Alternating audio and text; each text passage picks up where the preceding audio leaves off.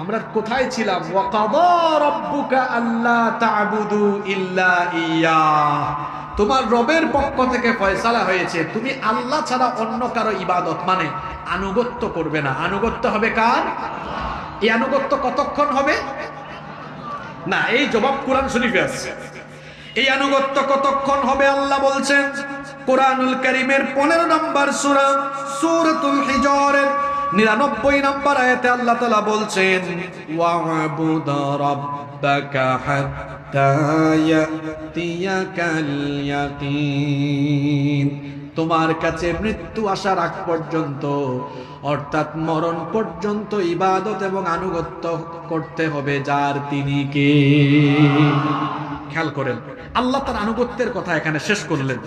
আল্লাহ তার আনুগত্যের কথা বলার পরেই এখানে এমন দুইজন ব্যক্তির কথা উল্লেখ করলেন আমাদের সৃষ্টির জন্য, অস্তিত্বের জন্য আল্লাহর পরেই যার কাছে আমরা ঋণী, যাদের কাছে ঋণী, এমন দুইজন ব্যক্তির কথা আল্লাহ আবার উল্লেখ করছেন।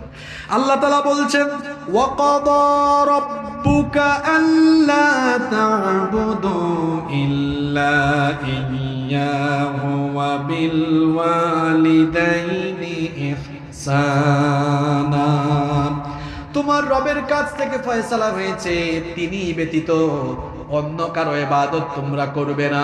আর আল্লাহর আনুগত্যের পরেই তোমাদের জন্য দায়িত্ব হলো, আল্লাহ হুকুম দিয়েছেন আমার আনুগত্যের পরেই যাদের সাথে সবচাইতে উত্তম আচরণ, যাদের সাথে সবচেয়ে ভালো আচরণ সদাচার করবে, ইহসান করবে, তারা হলো তোমার পিতামাতা, তারা হলো তোমার আব্বা তোমার আম্মা।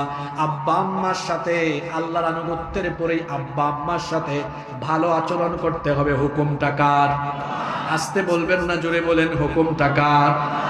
বাবা, বাবা তিনি তো হলেন বটবৃক্ষের মতো, বৃক্ষ যেমন পথিককে ছায়া দেয়, বাবাও তেমন বটবৃক্ষের মতো সন্তানদেরকে সকল ঝড় ঝাপটা কষ্ট থেকে রক্ষা করে। তিনি কষ্ট নিজে সহ্য করেন, ত্যাগ তিতিক্ষা স্বীকার করে সন্তানকে তিনি বড় করে তুলেন। এই জন্য আল্লাহ নবী বলেছেন খবরদার তুমি তোমার বাপের মনে কষ্ট দিও না, বাবাকে আঘাত করো না, কারণ যে বান্দা তার বাবাকে কষ্ট দেয় সে যেন আল্লাহকেই কষ্ট দিল, যে বান্দা তার বাপকে খুশি করলো সে যেন আল্লাহকেই খুশি করলো। শুনেন তাহলে সেই হাদিস খানা। আল্লাহ নবী বলেছেন রিদার রাব্বি ফি রিদাল ওয়ালিদ ওয়া সাখাতুল্লাহি ফি সাখাতিল ওয়ালিদ, পিতার সন্তুষ্টিতে আল্লাহ সন্তুষ্ট, পিতার অসন্তুষ্টিতে আল্লাহ অসন্তুষ্ট। খবরদার আমার ভাইরা, বাবা মার সাথে কখনো অসদাচরণ করবেন না, কারণ বাবা মা এমন সেনসিটিভ জায়গা, বাবা মাকে খুশি করলেই জান্নাত, আবার বাবা মা নাখুশ হয়ে গেলেই জাহান্নামে নিক্ষেপ করবেন কে? ইবনে মাজাহ হাদিস এসেছে একবার আল্লাহর নবীকে এক লোক এসে প্রশ্ন করলো মা হাক্কুল ওয়ালিদাইনি আলা ওয়ালাদিহিমা, মা হাক্কুল ওয়ালিদাইনি আলা ওয়ালাদিহিমা, সন্তানের উপরে পিতামাতার হক কি? আল্লাহর নবী জবাব দিলেন হুমা জান্নাতুকা আও হুমা নারুকা, পিতামাতা তোমার জান্নাত অথবা পিতামাতা তোমার জন্য জাহান্নাম। তার মানে হলো পিতামাতাকে খুশি করলে আল্লাহর জান্নাত অবধারিত, আর পিতামাতাকে আঘাত করলে জাহান্নামে যিনি নিক্ষেপ করবেন, জোরে বলেন তিনি কে? ইবনে মাসউদ রাদিয়াল্লাহু আনহু আরেকটি হাদিস বর্ণনা করেছেন, এই হাদিসটি তিরমিজি শরীফের মধ্যে বর্ণিত হয়েছে। একবার এক লোক এসে নবীকে জিজ্ঞেস করলো আইয়ুল আমালি আফদালু ইলাল্লাহ, আল্লাহর কাছে সবচাইতে পছন্দের আমল কি? আল্লাহর নবী তখন বললেন as-salatu limawaqiতিহা, আল্লাহর কাছে সবচাইতে পছন্দের আমল হলো সময় মতো নামাজ আদায় করা। কুলতু সুম্মা আই, ওই সাহাবী বললেন অতঃপর কোন আমলটা আল্লাহর কাছে সবচেয়ে প্রিয়? নবীজি বললেন বিররুল ওয়ালিদাইন, তোমার পিতামাতার সাথে সদাচরণ করা। পিতামাতার সাথে কেউ যদি অসদাচরণ করে, কেউ যদি পিতামাতাকে কষ্ট দেয়, পিতামাতাকে কষ্ট দেওয়া সগীরা গুনাহ না কবিরা গুনাহ? আসতে বলবেন না, জোরে বলেন, সগীরা গুনাহ না কবিরা গুনাহ? বাবার সাথে অসদাচরণ করবেন না। আপনি ভুলে গিয়েছেন আপনার বাবা আপনাকে কত কষ্ট করে লালন পালন করেছেন। বাবার কথা আরো ভালোভাবে উপলব্ধি করা যায় নিজে যখন সন্তানের বাবা হওয়া যায় তখন বাবার গুরুত্ব আরো বেশি বোঝা যায়। বিবাহিত ভাইয়েরা আমার সাথে কথা বলেন দেখি, আপনার সন্তান রাত 2টার সময় 3টার সময় অসুস্থ হয়েছে, আপনি কি বাড়িতে বসে থাকবেন নাকি বাচ্চাটাকে নিয়ে হাসপাতালে যাবেন? জবাব দেন আমাকে, কোথায় যাবেন?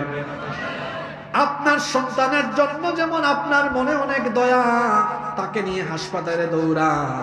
আপনার মনে নাই, আপনি ভুলে গিয়েছেন আপনি যখন ছোট ছিলেন, আপনি যখন কান্না করতেন, ভাষা ছিল না, কান্না ছাড়া কোনো ভাষা নাই, তখনও আপনার সামান্য অসুস্থতা হলে এই বাপ টাকা না থাকলেও ধার করে ঋণ করে আপনাকে নিয়ে তারপরে হাসপাতালে গিয়েছে। কত কষ্ট করেছে এই বাবা, মাথার ঘাম পায়ে ফেলে মাঠে ঘাটে পরিশ্রম করে, সেই পরিশ্রমে অর্জিত টাকা করে পয়সা দিয়ে আপনাকে স্কুল কলেজ মাদ্রাসা ইউনিভার্সিটিতে পড়িয়েছে। সারাটা জীবন ভরে এইভাবে আপনার জন্য কষ্ট করেছে, আপনার জন্য পরিশ্রম করেছে। সামান্য অসুস্থ হলে সেই বাবা আপনাকে নিয়ে হাসপাতালে গিয়েছে। আজ আপনার এই বাবা বার্ধক্যের কারণে অসুস্থ, আপনি তাকে চিকিৎসা করান না, আপনি তাকে একটু গিয়ে খাওয়ানো না। এমনও সন্তান আছে, সে তার বাপকে একটু মুখে তুলে খাওয়ায় না। বয়স্ক মানুষ বাবা, চুল পেকে গেল, দাড়ি পেকে গেল, বাবা এখন নিজের বিছানা থেকে উঠতে পারে না, বাবা নিজের হাতে খাইতেও পারে না। ও ভাই, ভুলে গেলেন নাকি ছোট্টবেলা তো আপনার বাবা আপনাকে মুখে তুলে খাবার খাইয়ে দিয়েছে। বার্ধক্যের কারণে আজ আপনার বাবা নিজে হাত দিয়ে খাইতে পারে না, এখন তার রুমে যান, রুমে গিয়ে তারে আপনি খাওয়ায় দেন। যদি আপনার বাবা আপনার উপর খুশি হয়ে একটা মুচকি হাসি মারে, আল্লাহর কসম আল্লাহর আরশ আপনার উপরে খুশি হয়ে যাবে। বাবার সাথে অসদাচরণ করবেন না। অনেক যুবক ভাইদেরকে আমি মাহফিলে দেখতে পাচ্ছি, আমার ভাইদেরকে আমি অনুরোধ করছি, খবরদার নিজের বাপের মনে কখনো কষ্ট দিবেন না, দুঃখ দিবেন না, কখনো গলা উঁচু করে কথা বলবেন না, বাবা মাকে কখনো আঘাত করে কথা বলবেন না। আরে মা, মায়ের সাথে কেমনে আপনি খারাপ আচরণ করেন? মা তো হলেন এমন, মা সন্তানের জন্য বাবার চাইতে আরো বেশি কষ্ট করেছেন। এজন্য একটা হাদিস এসেছে, হাদিসের বর্ণনাকারী সাহাবী হচ্ছেন আবু হুরায়রা রাদিয়াল্লাহু আনহু। তিনি বলছেন, জাআ রাজুলুন ইলা রাসূলিল্লাহি সাল্লাল্লাহু আলাইহি ওয়াসাল্লাম, এক লোক রাসূলের কাছে আসলো, এসে বলল, ইয়া রাসূলুল্লাহ, আমরা মহব্বতে বলি সাল্লাল্লাহু আলাইহি ওয়াসাল্লাম, মান আহাক্কুন নাসি বিহুসনি সাহাবাতি, আমার কাছ থেকে কে সবচাইতে উত্তম আচরণ পাবে? নবীজি বললেন, উম্মুক, তোমার মা। সাহাবী দ্বিতীয়বার প্রশ্ন করলেন, তুম্মা মান, অতঃপর তারপরে কে? নবীজি দ্বিতীয়বার বললেন, উম্মুক, তোমার মা। সাহাবী তৃতীয়বার বললেন, তুম্মা মান। নবীজি তৃতীয়বারও জবাব দিলেন, উম্মুক, তোমার মা। এরপরে সাহাবী চতুর্থবার প্রশ্ন করলেন, তারপরে কে? নবীজি বললেন, আবুকা। নবীজি মায়ের কথা বললেন 3 বার, বাবার কথা বললেন 1 বার। কথা বুঝে থাকলে বলেন তো, আল্লাহর নবী মায়ের কথা বলেছেন কয়বার? আস্তে বলবেন না, জোরে বলেন, কয়বার? বাপের কথা বলেছেন কয়বার? কেন মায়ের কথা 3 বার বলা হলো? কারণ মা এমন 3টা কষ্ট সহ্য করেছেন, যেই 3টা কষ্ট পৃথিবীর কোনো বাবা করে না। মা কোন 3টা কষ্ট সহ্য করলেন? কোরআনে কারীমের 46 নম্বর সূরা সূরাতুল আহকাফের 15 নম্বর আয়াতে আল্লাহ তাআলা বলছেন, ওয়া ওয়াসাইনাল ইনসানা বিওয়ালিদাইহি ইহসানা হামালাতহু উম্মুহু কুরহান ওয়া ওয়াদাআতহু কুরহা ওয়া হামলুহু ওয়া ফিসালুহু 30 শাহরা। আল্লাহ তাআলা বলছেন, আমি পৃথিবীর সকল মানুষকে ওসিয়ত করছি, তারা যেন তাদের পিতামাতার সাথে ইহসান করে, সদাচরণ করে। বিশেষ করে এই আয়াতে আল্লাহ মায়ের কথা বললেন। তোমার মা তোমাকে কষ্টের পর কষ্ট সহ্য করে গর্ভধারণ করেছেন, তিনি তোমাকে প্রসব করেছেন, প্রসব আর দুধ ছাড়াতে সময় লেগেছে 30 মাস। মায়ের কষ্টের কথা বোঝাতে গিয়ে আল্লাহ তাআলা কোরআনে কারীমের 31 নম্বর সূরা সূরা লুকমানের 14 নম্বর আয়াতে এভাবে বললেন, ووصينا الإنسان بوالديه حملته أمه وهنا على وهن وفصاله في عامين أن اشكر لي ولوالديك إلي المصير। আল্লাহ তাআলা সকল মানুষকে তার পিতা মাতার ব্যাপারে আদেশ দিচ্ছেন। এখানে বিশেষ করে মায়ের কথা আল্লাহ বললেন, হামালাতহু উম্মুহু ওয়াহানান আলা ওয়াহানিন, তোমার মা তোমাকে যন্ত্রণার পর যন্ত্রণা সহ্য করে গর্ভধারণ করেছেন। আমি বলছিলাম কেন বাবার চাইতে মায়ের হক 3 গুণ বেশি, কারণ মা এমন 3টা কষ্ট সহ্য করেছেন যা পৃথিবীর কোনো বাবারা করে নাই। এর মধ্যে 1 নাম্বার যন্ত্রণা হলো গর্ভধারণের যন্ত্রণা, 2 নাম্বার যন্ত্রণা হলো প্রসব বেদনা, প্রসবের যন্ত্রণা, 3 নাম্বার কষ্টটা হলো দুধ পান করানো। বলেন তো, গর্ভধারণ, প্রসব, দুধ পান, গর্ভধারণ, প্রসব, দুধ পান, এই 3টা কি পুরুষের কাজ নাকি নারীর কাজ? এই 3টা জিনিস কি মায়ের কাজ নাকি বাপের কাজ? আমি সহ আপনারা কেউ এখানে এই 3টা কষ্টের আগাগোড়া বুঝেন না। এত কষ্ট এই 3টা জায়গা। বিবাহিত ভাইয়েরা কিছুটা হলেও নিজের বউয়ের দিকে তাকায় একটু আজ করবেন। গভীর রাত নিজের স্ত্রী ঘুমায় না, শুধু ফুপিয়ে ফুপিয়ে কান্না করে। স্বামী জিজ্ঞেস করি, প্রিয়তমা স্ত্রী আমার, রাত তো 3টা বাজে, তুমি না ঘুমায়া কাঁদো কেন? বউ তখন বলে, প্রিয়তম স্বামী আমার, কেমনে ঘুমাবো আমারে বলেন? পেটের ভেতরে তো আপনার সন্তানটা শুধু লাথি মারে, হাত পা দিয়া গুতাগুতি করে, কেমনে ঘুমাবো? আমার তো ঘুম আসে না। এই বিবাহিত ভাইটা তার বউয়ের এই চিত্র দেখে তার মনে কষ্ট লাগে, কিন্তু সকালবেলা আবার সে তার মাকে গালি দেয়। কপাল পোড়া সন্তান, কি করে তুমি তোমার মাকে গালি দিলে? 3টা কষ্ট, এত এত যন্ত্রণা। আহারে ভাই, আমার মা, আপনার মা এই যন্ত্রণাগুলো সহ্য করেছেন কিভাবে আপনি চিন্তা করেন তো দেখি।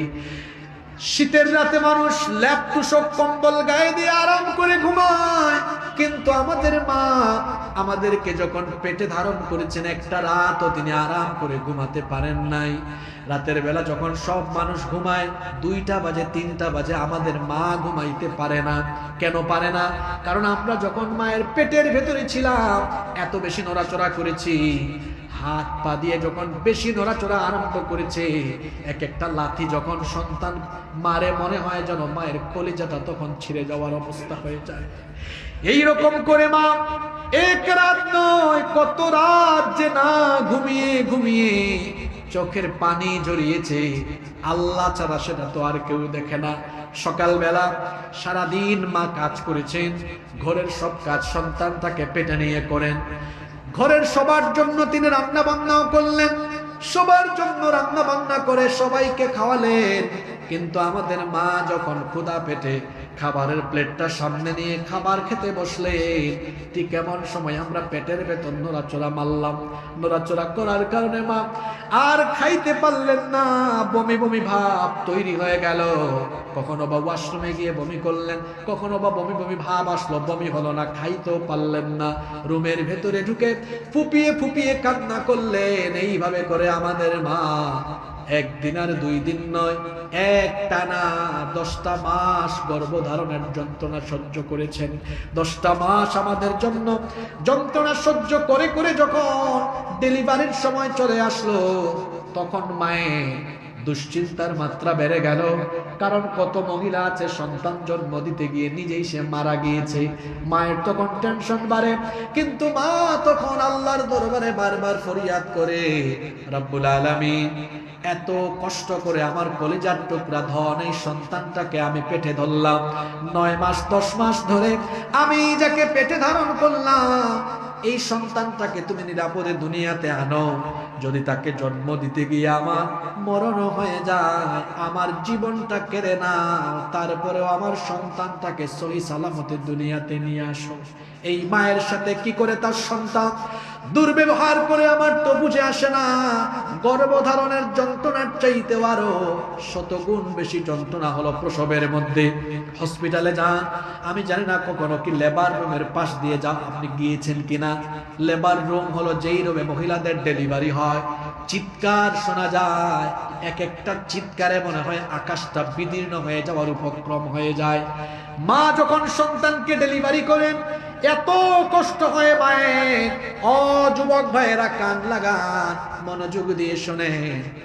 এই মুহূর্তে আপনারা যদি কেউ লাঠি দিয়ে একটা বাড়ি দেয়, লোহার রড দিয়ে বাড়ি দেয়, শোনেন চিকিৎসা বিজ্ঞান বলছে একজন মানুষ সর্বোচ্চ 20 থেকে 25 পর্যন্ত ব্যথা সহ্য করার ক্ষমতা রাখে।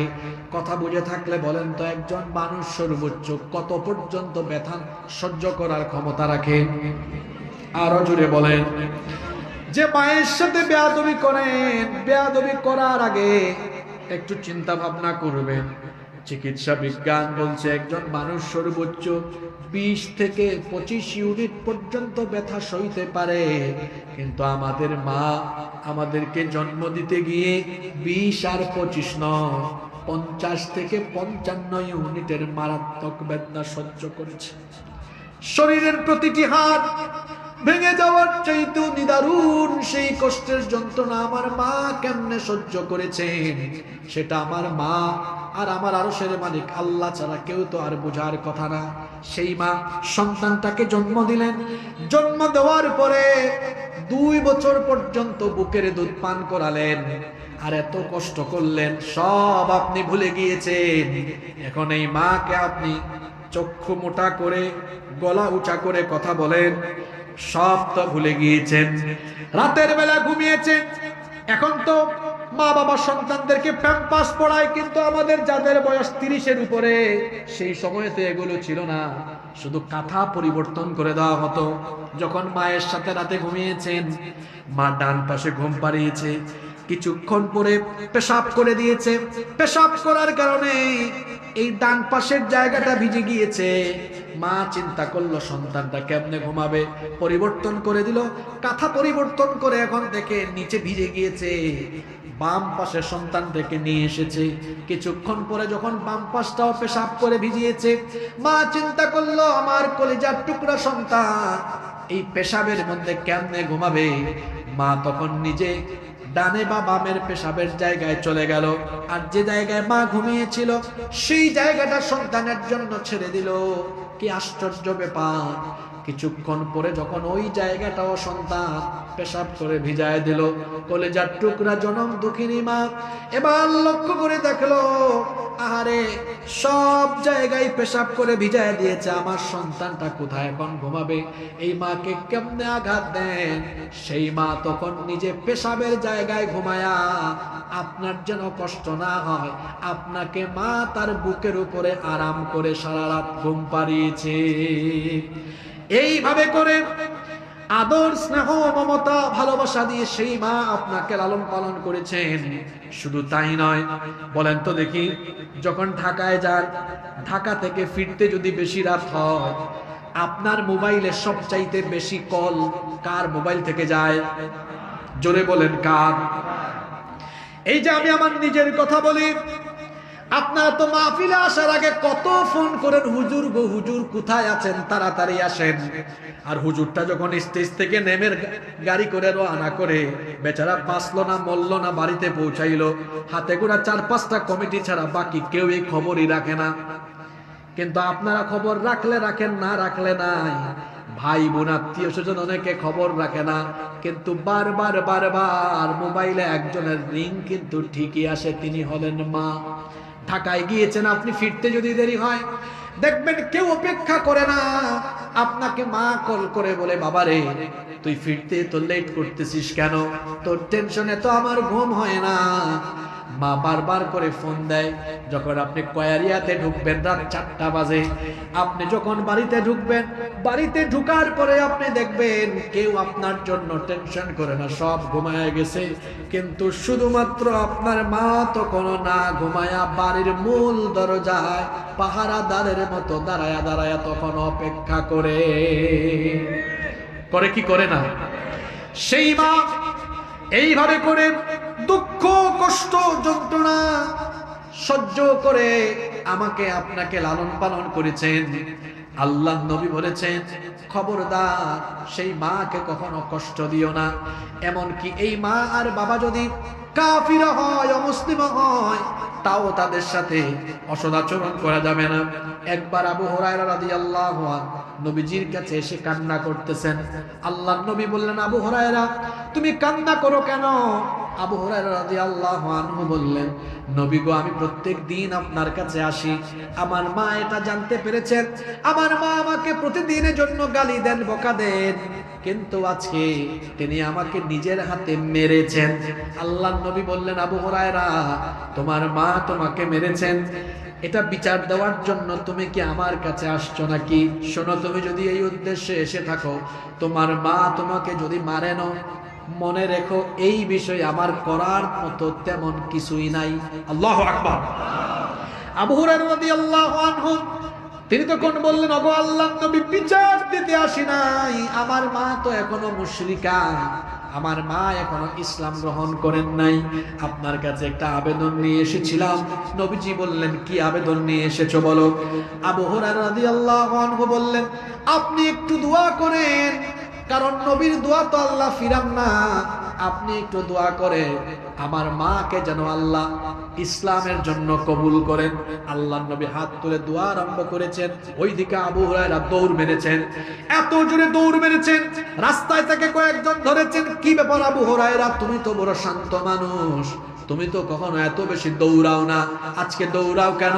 তিনি বললেন, আমারে থামাইয়া কথা বলে সময় নষ্ট করো না, তাড়াতাড়ি ছাড়ো।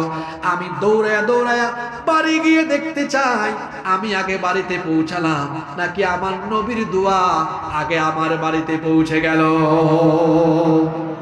বাড়িতে গেছেন, যাওয়ার পরে দরজা নক করেছেন, ভেতর থেকে মায়ের আর কর্কশ কোনো কণ্ঠ সেদিন শোনা গেল না। মা বলতেছেন, কে রে? আমার আবু হুরায়রা নাকি? তিনি তো নরম কণ্ঠ শুনে বুঝে ফেলেছেন আমি বাড়িতে আসতে দেরি হয়ে গেছে, রাসূলের দোয়া আমার আগে বাড়িতে চলে এসেছে। আল্লাহু আকবার। বাড়িতে ঢোকার পরে দেখলেন তার মা চুল থেকে পানি টপটপ করে পড়তেছে। তার মা বলেন, আমি তো গোসল করেছি বাবা, চিন্তা করলাম তোমারে যে আমি মারি, গালি দেই, বকা দেই, তুমি তো পৃথিবীর শ্রেষ্ঠ মানুষ, তার কাছে যাও, কেন তোমাকে মারবো? আমি চিন্তা করেছি আর মারবো না, আর বকবো না, আমি সিদ্ধান্ত নিয়েছি যার কাছে তুমি গিয়েছো তার কাছে আমিও গিয়ে কালেমা পড়ে মুসলমান হয়ে যাবো। আল্লাহু আকবার। এই ঘটনাটা কেন বলেছি জানেন? আবু হুরায়রার মা ছিলেন মুশরিকা, রাসূলের কাছে গিয়েছেন, রাসূল কি বলেছেন? তোমার মা যদি মুশরিকাও হয় কোনো বিচার নাই, মা বাবা কাফির হলেও তাদের খেদমত করতে হবে। আল্লাহ কোরআনে বলেছেন, ওয়ালা তাকফু মা লাইসা লাকা বিহি ইলমুন ফালা তুতি'হুমা ওয়া সাহিবহুমা ফিদ দুনিয়া মারুফা। তোমার মা বাবা তোমাকে যদি আল্লাহর আনুগত্যের বিপরীত বা শিরকের কথা বলে, এই এক জায়গায় শুধু আব্বা আম্মার কথা মানা যায় না, এছাড়া মা বাবা কাফির হলেও তাদের সাথে উত্তম আচরণ করতে হবে। হুকুমটা কার? জোরে বলেন, হুকুমটা কার? মা বাবার খেদমত বিশেষ করে কোন টাইমে বেশি করতে হবে? এটা আল্লাহ তাআলা এই আয়াতের মধ্যে বলেছেন। আল্লাহ বলছেন, ইম্মা ইয়াবলুগান্না ইনদাকাল কিবারা আহাদুহুমা আও কিলাহুমা ফালা তাকুল লাহুমা উফফিন ওয়ালা তানহারহুমা ওয়া কুল লাহুমা কওলান কারীমা। তোমার মা বাবা দুইজন কিংবা কোনো একজন যদি বার্ধক্য বয়সে চলে যায়, তখন তাদের সাথে ঝিরকি দিয়ে রাগ করে কথা বলো না, উফ শব্দ পর্যন্ত বিরক্ত হয়ে বলো না। ওয়ালা তানহারহুমা, তাদেরকে ধমকও দিও না, বরং ওয়াকুল লাহুমা কওলান কারীমা, তাদের সাথে সবচাইতে সম্মানজনক আচরণ করতে হবে। হুকুমটা কার? আস্তে বলবেন না, জোরে বলেন, হুকুমটা কার? আল্লাহ হুকুম করেছেন তোমার মা বাবার সাথে কখনো বার্ধক্য বয়সে শব্দ পর্যন্ত বলো না, তাদের সাথে ঝিরকি দিয়ে রাগ করে কথা বলো না। কারণ যদি রাগ করে ঝিরকি দিয়ে কথা বলো, সকল আমলগুলোকে যিনি বরবাদ করে দিবেন তিনি কে? আস্তে বলবেন না, জোরে বলেন তিনি কে? আপনাদের কষ্ট হচ্ছে নাকি? খেয়াল করে শোনেন, আমি শেষ দিকে চলে আসতেছি একেবারে। আল্লাহ তাআলা বলেছেন এখানে বার্ধক্যের কথা। কেন? মানুষ বার্ধক্য বয়সে শিশুদের মতো দুর্বল হয়ে যায়, এজন্য আল্লাহ বার্ধক্যের সময়ের কথা বলেছেন। আর বেশিরভাগ সন্তান তার বার্ধক্যে চলে যায় বুড়া মা বাবার সাথে অসদাচরণ করে। এমন সন্তান বলেন তো আমাদের সমাজে আছে না নাই? জোরে বলেন আছে না নাই? আপনাকে ছোটবেলায় ঘুম পাড়াইতো কে? আপনার মা, আপনার বাবা। নিজের বিবেককে, হ্যাঁ যুবক ভাইয়েরা একটু এদিকে তাকান। কে এমন আছে যে প্রতিদিন তার বুড়া বাপকে, বৃদ্ধা মাকে মাথায় হাত বুলিয়ে হাত পা টিপে টিপে ঘুম পাড়ান? এমন কয়জন আছেন আমি জানি না। এটা প্রতিদিন করবেন, প্রতিদিন করবেন। আমার তো বাবা নেই, আমার মা যখন আমার বাসায় আসেন, আমি মাকে ঘুম পাড়ানোর আগ পর্যন্ত নিজে ঘুমাই না। আমার মা বলেন তুমি কেন ঘুমাও না? আমি বলি মা আপনার বয়স হয়েছে, ছোটবেলা তো আপনি আমাদেরকে না ঘুমাইয়া, ঘুম না পাড়াইয়া ঘুমাতেন না, এখন আপনি শিশুর মতো হয়েছেন, আপনাকেও ঘুম না পাড়াইয়া আমি ঘুমাবো না। মা বাবাকে বুড়া বয়সে বেশি খেদমত করবেন। দেখেও না একটু রুমে গিয়া, মা বাবা এখন টয়লেটে একা যেতে পারে না, একটু ধরে নিয়েও যায় না। বাজার থেকে আসতেছেন, মা বাবার জন্য কিছু ফলমূল আনেন।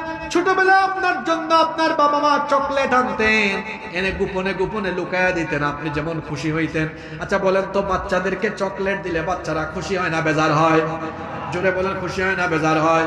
আপনি যখন বাচ্চা ছিলেন, আপনার বাবা যখন আপনাকে চকলেট বা অন্য কোনো খাবার কিনে দিত, আপনি যেমন খুশি হতেন।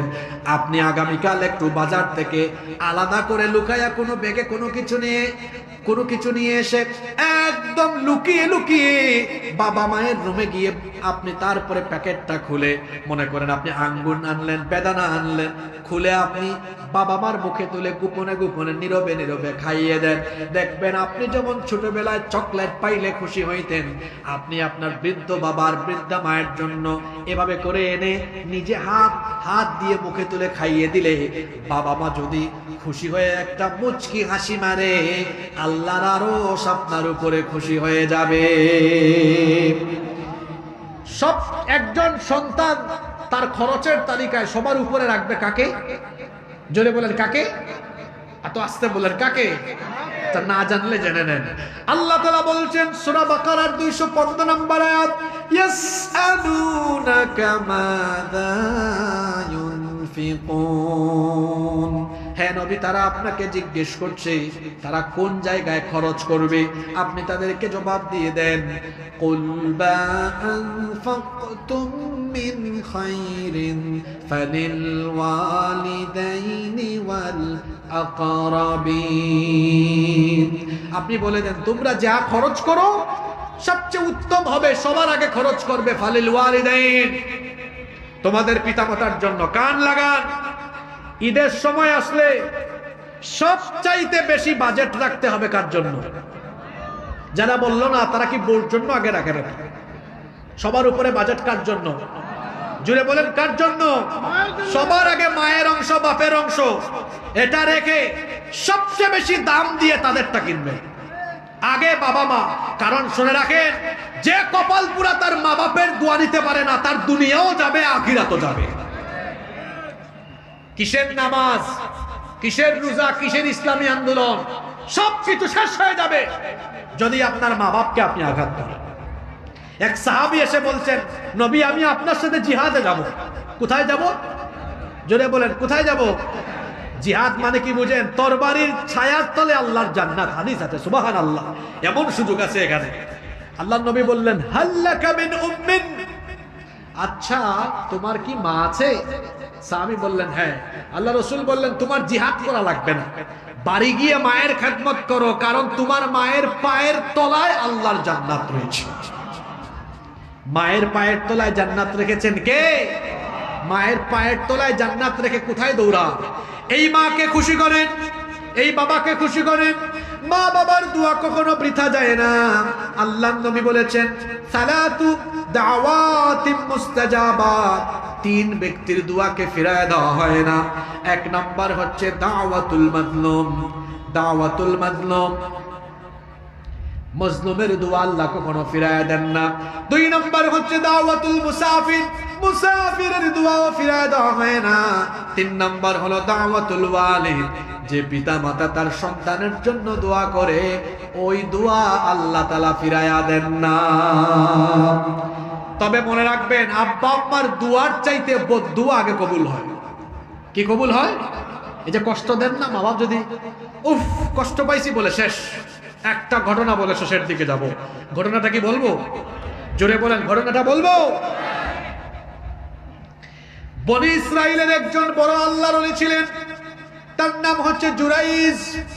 পাহাড়ের উপরে তিনি ইবাদত বন্দেগীতে মশগুল ছিলেন, বড় আল্লাহওয়ালা মানুষ তিনি ছিলেন।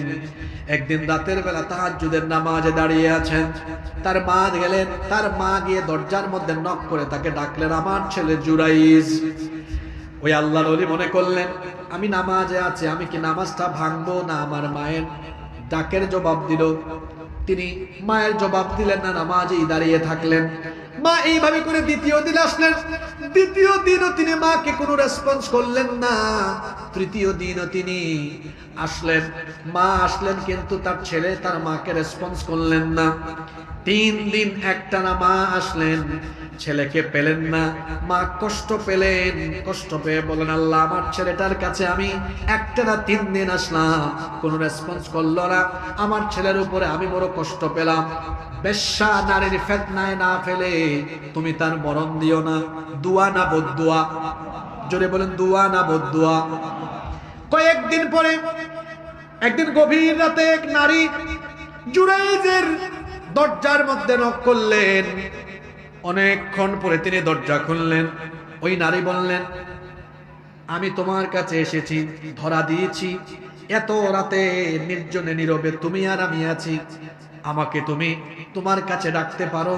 তিনি তখন বললেন, অভিশপ্ত, এখান থেকে চলে যাও, দূর হয়ে যাও, আমি আল্লাহকে ভয় করি, তুমি এখান থেকে চলে যাও। ওই নারী চলে আসতেছিল, পথিমধ্যে পথের মধ্যে 2 জন রাখালের সাথে তার দেখা হলো।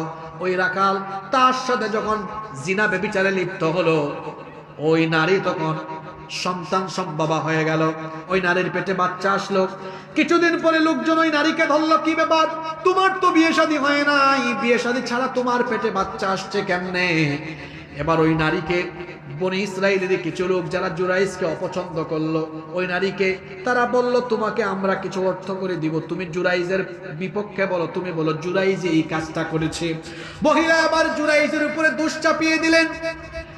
এবার লোকজন জুরাইজকে গিয়ে ধরে আনলেন, তার ইবাদতখানাকে ভেঙে চুরমার করে দিলেন। জুরাইজ বললেন, কি ব্যাপার, তোমরা আমার সাথে এমন আচরণ করছো কেন? আর আমার ইবাদতখানাকে তোমরা এভাবে ভেঙে চুরে চুরমার করে দিচ্ছ কেন? তারা বলল, জানো না কেন এটা করছে? একটু পরে টের পাবা। তাকে প্রচন্ড ভাবে মারধর করতে লাগলো। যখন পাহাড়ের উপর থেকে নিচে নামায় নিয়ে আসলো, বলল, এই নারীর পেটে সন্তান কেমনে গেল? সেই নারী তো বলছে এটা তোমার কাজ। জুরাইজ তখন বললেন, আমাকে একটু সময় দাও, তোমরা আমাকে একটু সময় দাও, দেখবা ঘটনার সত্যতা পেয়ে যাবে। জুরাইজ তখন ওযু করলেন, এরপরে তিনি আল্লাহর দরবারে ফরিয়াদ আরম্ভ করলেন, হে আল্লাহ, সারাটা জীবন ভর আমি তোমার ইবাদত করেছি, জানি না কেন তুমি আমাকে ফিতনায় ফেললে। তুমি যদি এক হও, অদ্বিতীয় হও, তাহলে এই ফিতনা থেকে তুমি আমাকে বাঁচাও। আল্লাহ তার অন্তরে ইলহাম পাঠিয়ে দিলেন। আল্লাহ বললেন, তুমি ওই নারীর পেটের দিকে সম্বোধন করে বলো, ওই পেটের ভেতরে থাকা সন্তানটা কার? তাহলে দেখবে জবানটা আল্লাহ নিজেই খুলে দিবেন। বলেন তো জবান দেওয়ার মালিক কে? তিনি যখন এটা বললেন, সন্তান জবাব দিল, ওই রাখালগুলোই হলো আমার বাপ, ওই রাখাল হলো আমার বাপ। জুরাইজ বুঝতে পারলেন, ইলহামের মাধ্যমে জানিয়ে দেওয়া হলো। তিনি বুঝলেন, আরে আমি আমার মাকে কষ্ট দিয়েছি, মায়ের বদদুয়ার ফলে এই ফিতনার মধ্যে নিপতিত হয়েছি। ঘটনাটা এজন্য শোনালাম, ও আমার বাবারা, আমার ভাইয়েরা, মা বাপ যাদের ঘরে আছে, জান্নাত তার ঘরের ভেতরে আছে। মা বাবার দুয়ার চাইতে বদদুয়া আগে কবুল হয়। এই জন্য খবরদার, মা বাবার মনে কখনো আঘাত দিবেন না, বরং মা বাবার খেদমত করতে হবে। আল্লাহ তাআলা বলেছেন, ওয়ালা তানহারহুমা, তাদেরকে ধমক দিও না, কথা বলার সময় ভদ্রভাবে বলো। কি করে কথা বলতে হবে আল্লাহ শিখিয়ে দিলেন, ওয়া কুল্লাহুমা কওলান কারীমা, সম্মানের ভাষায় বিনয়ের সাথে ভদ্রতার সাথে কথা বলো। এরপরে আল্লাহ বললেন ওয়াখফিদ লাহুমা জানাহাদ যুল্লি মিনার রাহমাতি, পরে আমার সাথে ওয়াকুর রাব্বিরহামহুমা কামা রাব্বায়ানি সগীরা। পিতামাতার জন্য তোমার রহমতের ডানা উন্মুক্ত করে দাও, বিছিয়ে দাও, আর সব সময় তোমার আব্বা আম্মার জন্য দোয়া করো। দোয়াটাও আল্লাহ শিখায় দিলেন, এত সুন্দর দোয়া, কেউ চুপ থাকবেন না, আমার সাথে পড়েন রব্বির হামহুমা কামা রাব্বায়ানি সগীরা। হে রব, আমার মা আমার বাবা আমাকে যেভাবে ছোটবেলায় স্নেহের কোলে লালন পালন করেছেন, তুমিও আমার আব্বা আম্মাকে তোমার রহমতের কোলে লালন পালন করো। বলেন আমিন। এরপরে শেষ আয়াত আল্লাহ বলছেন রব্বুকুম আ'লামু বিমা ফি নুফুসিকুম ইন তাকুনু সালিহিনা ফাইন্নাহু কানা লিল আওয়াবিনা গফুরা। তোমাদের মনের ভেতরে কি আছে? পিতামাতার খেদমত তোমরা কি কারণে করো? তোমাদের অন্তরের খবর যিনি জানেন তিনি কে? যদি তোমরা সালেহিন হও, ফাইন্নাহু কানা লিল আওয়াবিনা গফুরা, তিনিও তোমাদের জন্য ক্ষমাশীল হবেন, তওবা কবুলকারী হবেন। অর্থাৎ তোমরা যদি সত্যিকার অর্থে নেককার হও, তাহলে অন্তর দিয়ে মনে প্রাণে মা বাবার খেদমত করো, তাহলে তোমাদেরকে মাফ করে জান্নাত যিনি দিয়ে দিবেন তিনি কে? তিনটা আয়াতে দুইটা ফরমান পেয়েছি। প্রথম ফরমান, আমার জীবনের সব ক্ষেত্রে আনুগত্য হবে কার? দ্বিতীয় ফরমান পেয়েছি, আল্লাহর আনুগত্যের পরে আমি যার সাথে সবচেয়ে উত্তম আচরণ করব তিনি আমার বাবা, তিনি আমার মা। অনুরোধ করে যাচ্ছি, আব্বা আম্মাকে কষ্ট দিবেন না। আল্লাহ রসুল বলেছেন, যে ব্যক্তি তার মা বাবা দুজনকে বা কোনো একজনকে জীবিত পেল আর জান্নাতে গেল না, তার মতো কপাল পুরা আর হতে পারে। এজন্য আব্বা আম্মার মনে আঘাত দিবেন না, কষ্ট দিবেন না। যদি কেউ কষ্ট দিয়েও থাকেন, আজকে বাড়ি গিয়া পা ধরে মাফ চেয়ে ফেলবেন। পারবেন তো ইনশাল্লাহ? যে দুইটা ফরমান এখান থেকে জানলাম, আল্লাহ তাআলা আমাদেরকে এই দুইটা আয়াত উপলব্ধি করে আল্লাহর আনুগত্য মোতাবেক জীবন পরিচালনা করে এবং আব্বা আম্মার খেদমত করে আমাদেরকে জীবন পরিচালনার তৌফিক দান করেন। আমরা সবাই বলি আমিন। সুবহানাকা আল্লাহুম্মা ওয়া বিহামদিকা।